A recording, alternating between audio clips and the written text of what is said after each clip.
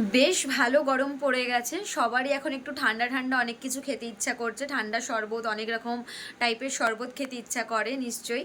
তো গরম যখন পড়েই গেছে, তো আমার ঘরেও আজকে আমি সুন্দর একটা শরবত বানাবো। সেটা হচ্ছে আমি গন্ধরাজ লেবুর দইয়ের ঘোল বানাবো।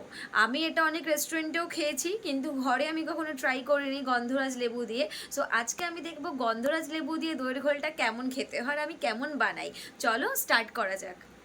গন্ধরাজ লেবুর দই মানে হালকা মিষ্টি হালকা টক, আর এখানে একটা টক দই আছে, ফ্রেশ টক দই, এটা নয়।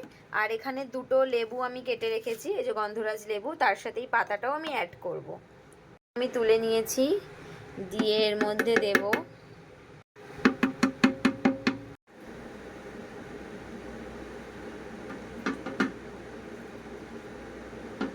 এই যে মাটির ভাতটা দেখছো, এটার মধ্যে আমি দইয়ের ঘোলটা খাবো। খেতে আরো বেশি ভালো লাগবে, মানে একটা আলাদা ফিল হবে, নস্টালজিয়া একটা ফিল আসবে এই ভাঁড়ের মধ্যে ঘোলটা। এবার আমি জলটা ঢেলে দেবো এর মধ্যে। এর মধ্যে এবার একটু ঠান্ডা জল দেবো, একটু নর্মাল জল দিয়েছি বা ঠান্ডা। এবার আমি ঠান্ডা জল ঢেলে দেবো, অল্প চিনি দিয়ে দেবো।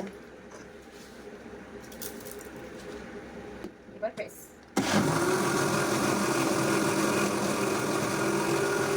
একটুখানি নুন দেবো, জাস্ট একটুখানি নুন দেবো।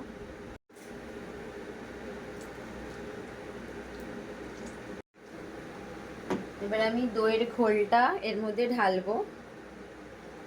খেতে কেমন হচ্ছে জানি না, খেয়ে দেখবো।